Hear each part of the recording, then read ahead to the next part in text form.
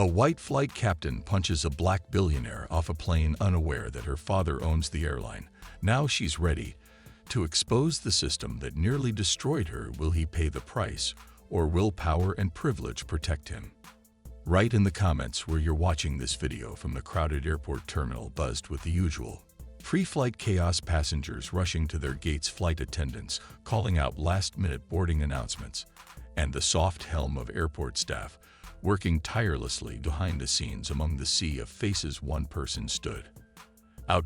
Naomi Collins, a powerful black billionaire entrepreneur dressed in a sleek designer outfit. Her presence commanded attention, but she moved with quiet confidence, ignoring the stares of the onlookers. Naomi had just arrived at the airport after a long business meeting. She was tired but determined to get home. She'd already arranged for a first-class seat, a long-standing privilege that came with her success, but something was off. This time, as Naomi approached the gate for her flight, she was greeted by an airline employee who asked to see her. "Boarding pass, ma'am. You're going to have to sit elsewhere. Your seat is not available," the employee said, her voice apologetic but firm. Naomi frowned. She hadn't had any issues with her reservations before. "What do you mean?"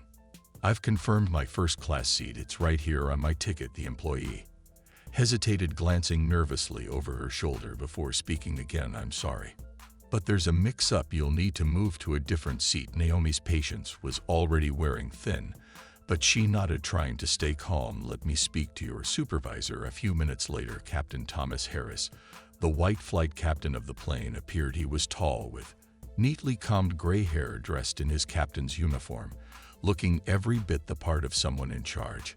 But his demeanor was far from professional. He seemed agitated, as if something was bothering him beyond the usual stress of boarding. "What's the issue here?" Naomi asked, her tone even but assertive. Captain Harris looked at her with an expression that felt almost dismissive. "You're in my first-class seat. You need to leave." Naomi's eyes narrowed, confusion creeping into her mind. "I don't understand," she said, holding up her boarding pass. "This seat is mine according to my reservation. I paid for it." Harris scoffed, glancing briefly at the ticket in her hand before shaking his head. "No, you're mistaken. This seat is already assigned to someone else. You'll need to move." Naomi's heart began to race, but she refused to show any sign of vulnerability. She wasn't the type of person to back down. "I've been in this seat countless times. I'm not moving." The captain's eyes darkened, and his posture stiffened. "Mom, I don't have time for this. You're making a scene. I don't care who you are, but you will leave the seat now, or I'll have you removed from the plane." Naomi, still calm but now standing her ground, didn't flinch. "You can't just push me out of my seat because you feel like it. I'm not doing anything wrong." At this point, Captain Harris' frustration reached its boiling point. "Listen," he snapped, his voice growing louder. "I don't care if you're a CEO or a queen. You'll either move or I'll have you escorted off this flight. Your choice."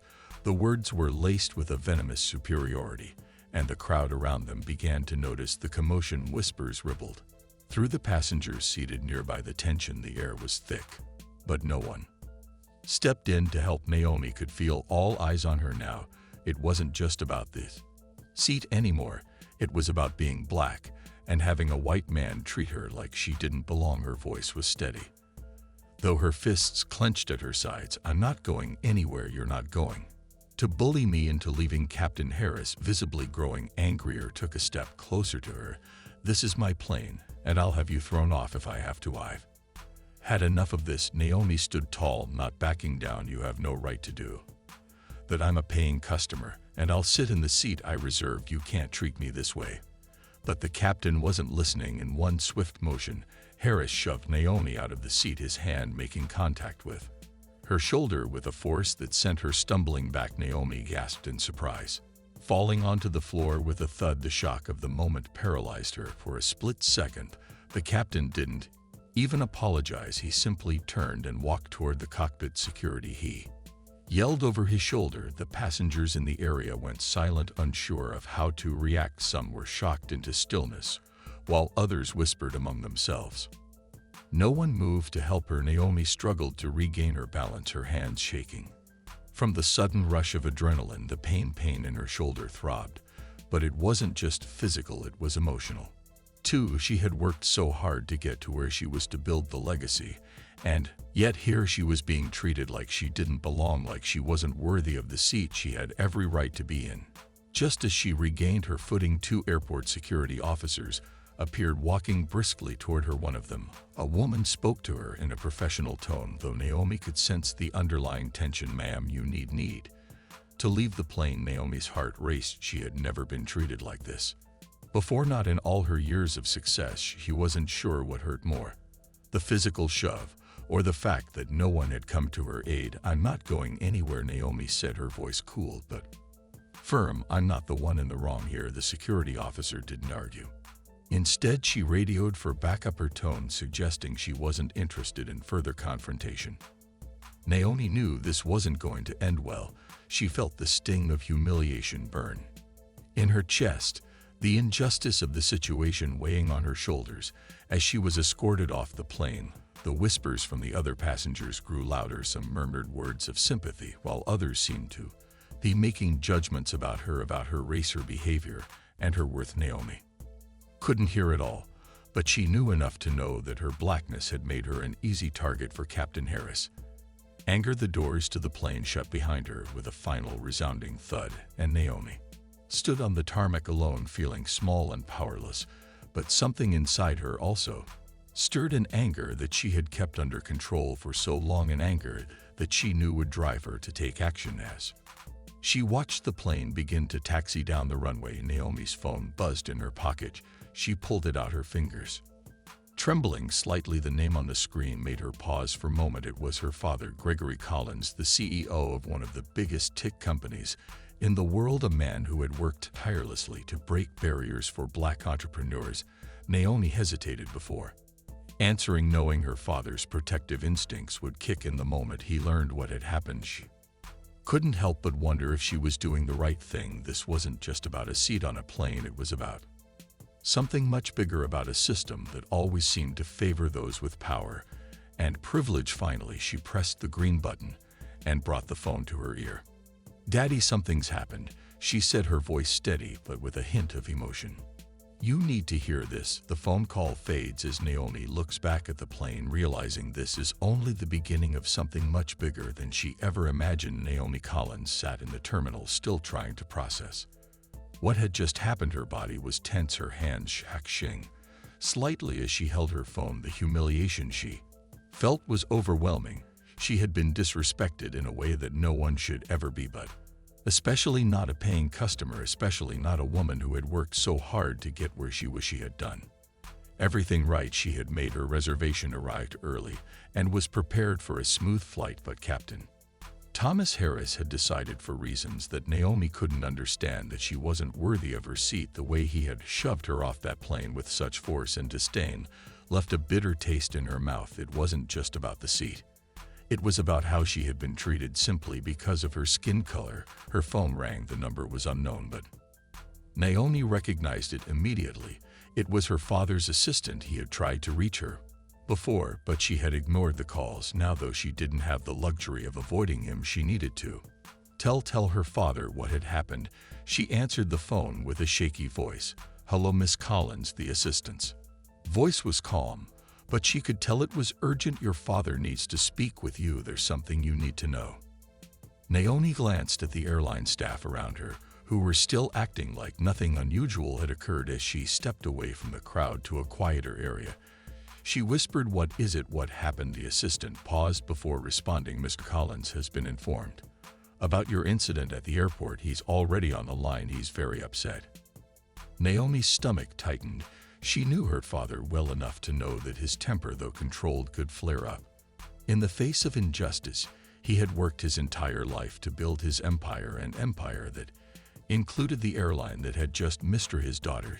She couldn't imagine what he was feeling, but she wasn't ready to speak to him. Yet her father, Gregory Collins, was a man who believed in results, and right now Naomi wasn't sure what kind of result she was looking for. She hadn't even processed the depth of the incident put him through. Naomi said, trying to sound stronger than she felt. The line clicked, and she heard her father's voice, steady and commanding as always. "Naomi, what happened?" Naomi exhaled slowly trying to keep her emotions intact. Daddy, it's ridiculous. I was treated like I didn't belong on that plane. The captain. Harris, he shoved me off my seat in front of everyone. There was a brief silence on the other end of the line. Then her father's voice, usually calm, became more intense. Tell me everything. I need to know exactly what happened. Naomi explained the entire incident from start to finish, how Captain Harris had approached her as if she didn't belong in first class, how he had ordered her to leave the seat, and how when she refused, he physically shoved her onto the floor. The humiliation she felt, the shock in the eyes of the other passengers, it was all so overwhelming. But what bothered Naomi more than anything was how none of the other passengers had stood up for her. There had been no outcry, no one demanding justice, just the cold, silent approval of the status quo. Naomi, listen to me, her father said after a long pause. You don't need to deal with this alone. I want you to get your things together and head to the nearest exit. I'll handle it. From here, Naomi could hear the edge in her father's voice. Now he wasn't just upset, he was furious. Gregory Collins was a man who had spent his life fighting for black rights, equality, and justice. He had risen to the top in business, but he had never forgotten his roots. He had built his fortune, yes, but he had also worked hard to make sure the world knew that he wasn't just another wealthy black man. He was a force to be reckoned with. And now it seemed that his daughter was being treated like she didn't matter. That was something he couldn't tolerate. Naomi took a deep breath and nodded, even though she knew her father couldn't see her. Okay, I'll be in touch. Thanks, Daddy. After ending the call, Naomi gathered her things and walked slowly toward the airport exit. She couldn't stop thinking about what had just happened. How could Captain Harris have done that to her? How could anyone think it was acceptable to treat her in such a way? Was it because she was black, or was it because she was a woman? Naomi didn't have all the answers, but she was starting to understand something very important. This wasn't just a random act of rudeness. This was a symptom of something much bigger, something systemic. Meanwhile, back at the airline's headquarters, things were quickly escalating. The CEO, Thomas Green, received an urgent call from one of his staff members. Mr. Green, we've just received a complaint from one of our passengers, a dire Naomi Collins. It's serious. Green's face tightened with concern. What happened? The staff member hesitated. Captain Harris, apparently he physically removed her from her seat. Green's eyes widened. Physically? What do you mean physically? The staff member quickly explained the details, and Green's mind began to race. Naomi Collins, that name rang a bell, but it wasn't until he heard the full details that his stomach dropped. Naomi Collins wasn't just any passenger. She was the daughter of Gregory Collins, one of the most powerful black billionaires in the world. If this got out, it would destroy the airline's reputation. The optics of a black woman being physically removed from her seat by a white captain in front of passengers, it was a disaster waiting to happen. We need to handle this carefully, Green muttered, pacing back and forth in his office. Where's Harris now? He's still on the plane, the staff member replied. We've pulled him aside. He doesn't know who the passenger was yet. Green rubbed his temples. Good, keep it that way. But get him off the plane immediately and call the public relations team. We need to start damage control now. Meanwhile, Captain Harris, still blissfully unaware of the identity of the woman he had just humiliated, returned to his cockpit to finish the flight. His mind was still clouded with anger and frustration. He had always prided himself on his authority as captain. He thought he was just doing his job, making sure everything went smoothly, but the passenger had been rude, disruptive, and clearly out of place in his mind. He had done what was necessary to maintain order, or so he thought. As the plane touched down at its destination, the crew was quickly ushered into a back room away from the waiting passengers. Harris was approached by the airline's head of operations, who was trying to stay calm but couldn't hide the tension in her voice. Captain Harris, she began, I need you to come with me. He looked at her confused. What's going on? We need to discuss what happened with Dar Naomi Collins. Please come with me. Immediately, Harris blinked, stunned. Her Naomi Collins, he had no idea what she was talking about. His mind raced. What did this woman have to do with him? He had no idea who she was. He had just followed his instincts. He had done what he thought was right.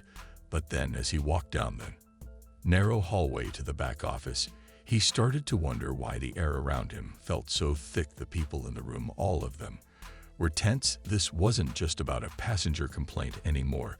It was bigger than that.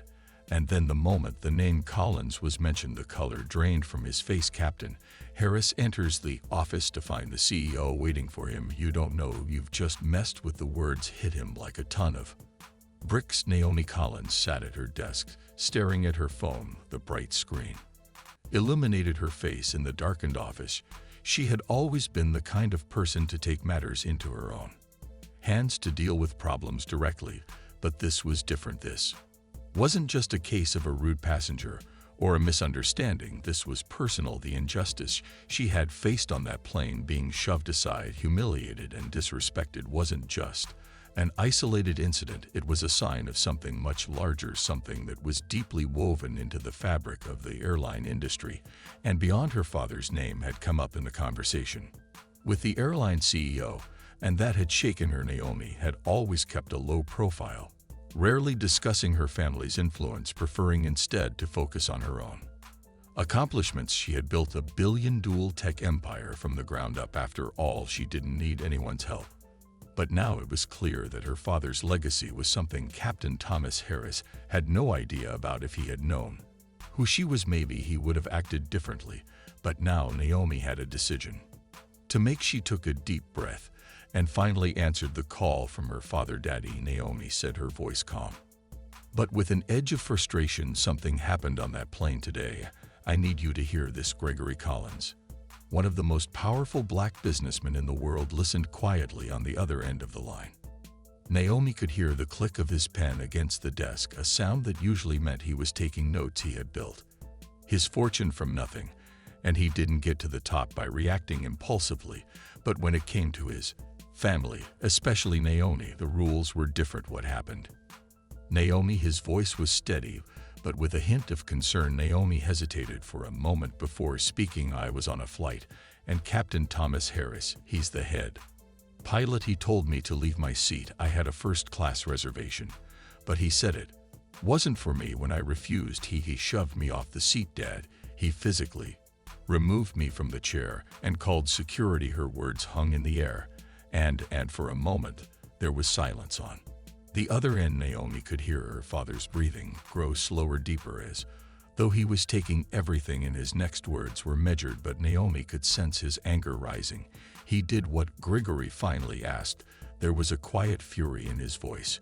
"And you didn't fight back?" "No," Naomi said, her voice steady, but with a hint of defiance. "I didn't fight back. I just left the plane. But you need to understand, Dad, this isn't just about me. This is about everything that's wrong with how people like me are treated, especially in spaces like this. It's about racism, and it's about disrespect. He assumed I didn't belong there. He assumed I wasn't supposed to be in that seat." Gregory sat back in his chair, the weight of the situation sinking in. He was no stranger to the ugliness of racism. He had fought against it his whole life, often using his position of power to make a difference.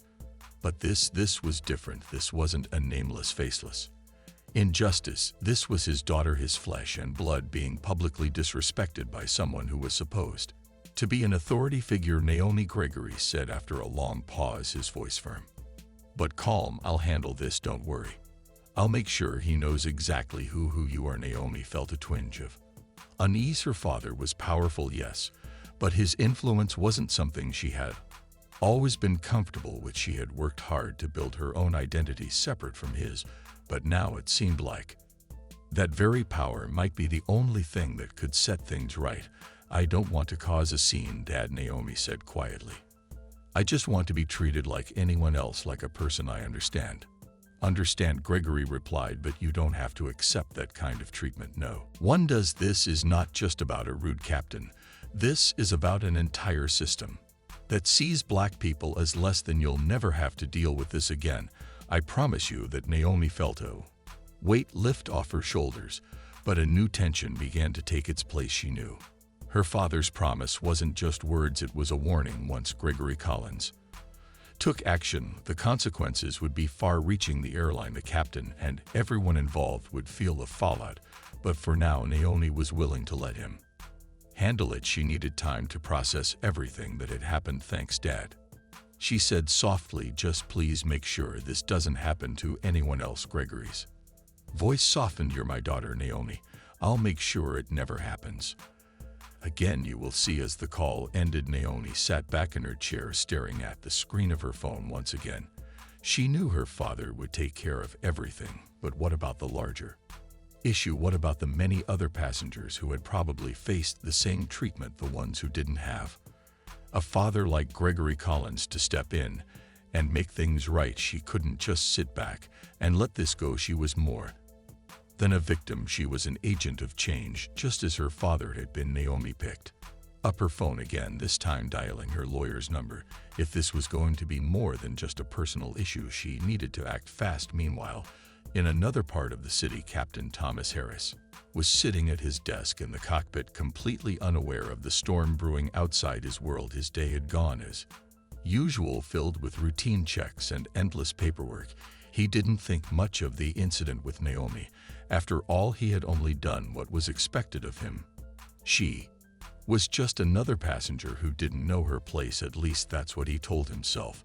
But as he scrolled through his emails, one message stood out. It was from the airline CEO, a quick reminder to address the complaint from the difficult passenger earlier that day. Harris barely read through the email before dismissing it. He had handled it. As far as he was concerned, he wasn't interested in hearing more about it. But what he didn't know was that this complaint wasn't going to go away quietly. The CEO, after speaking to Naomi's father, had already made some calls. There were now higher stakes at play. The situation wasn't just about a disgruntled passenger anymore. It was about the public relations nightmare that was fast becoming a real issue for the airline.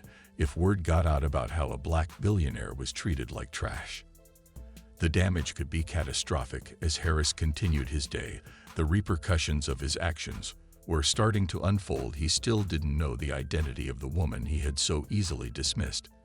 He didn't understand how important Naomi Collins was, but soon he would. The airline CEO calls Captain Harris into his office. "We need to talk about what happened today. You are in some serious trouble." The morning air was cold as Naomi sat in the airport lounge, her fingers tapping anxiously on the armrest of the chair, as she hadn't yet received any official word from the airline about the incident, but she could feel it coming. Something big was about to unfold, and she wasn't sure whether it was going to be in her favor or not. What happened yesterday on the plane had been humiliating and shocking, but there was one thing she knew for sure: Captain Harris had made a huge mistake. She was determined to make sure he paid for it. Across town, Captain Thomas Harris was enjoying his usual breakfast at a local diner, unaware that his life was about to change forever. He was reading the newspaper and thinking about how his day would unfold. He had a flight to catch in a few hours, and he couldn't stop thinking about what happened with the black woman, Naomi Collins, on his plane. He had removed her from her seat, and she had refused to comply. He did what any flight captain would do. He followed the rules and got rid of the troublemaker. He believed he had done the right thing, but that was before the call came in at the airline headquarters. A low buzz of frantic activity filled the office. No one had expected this level of attention on the incident. Naomi Collins wasn't just any passenger. She was the daughter of Gregory Collins, one of the most successful black businessmen in the country. Naomi had been on that plane as part of a business trip, and when the news about her treatment spread, the airline's media team scrambled to cover up the story. They had already received several angry phone calls, but the worst was yet to come. In the conference room, the airline's PR team was huddled together. Their boss, Linda Shaw, a tall woman in her 40s with an air of authority, stood at the head of the table. She had been with the company for years, but she had never seen anything like this. "We need to find out exactly what happened on that plane," she said, her voice firm. "We have a huge problem on our hands, and it's not just about customer service. It's about the potential for a lawsuit. The last thing we need is for this to turn into a PR nightmare." A young intern named Claire, who was sitting at the corner of the table, spoke up, her voice trembling. "I just checked social media. It's everywhere. People are already calling it racial discrimination. The hashtag justice for Naomi Collins is trending." Linda's face hardened. This wasn't just about a bad customer experience anymore. If Naomi Collins decided to take legal action, the airline could lose millions. But that wasn't the worst part. The worst part was that Naomi wasn't just another rich passenger. She was the daughter of Gregory Collins, a man who owned a significant portion of the airline shares. I need everyone to find out exactly what happened. Where was Captain Harris at the time? Was there a misunderstanding? Linda ordered, and CLAI want you to get in touch with Gregory Collins' office. We need to figure out how to manage this before it blows up in our faces. Meanwhile, Captain Harris was back at the airline's headquarters, getting ready for his next flight. His phone buzzed with an incoming call. He glanced at the screen and saw that it was from his supervisor, Carl White, a man he had worked with for years. He picked up the phone, not knowing this call would change everything. Captain Harris, we need to talk, Carl said in a serious tone. There's been an incident, and you're going to need to come in for a meeting with HR and the management team. They've received complaints about your behavior. Harris felt his stomach tighten. Complaints? What complaints? I followed the rules. That woman was being difficult, and I removed her from the seat. I did what I had to do. Carl's voice grew colder. That's not how it looks from where standing. We've got an official complaint.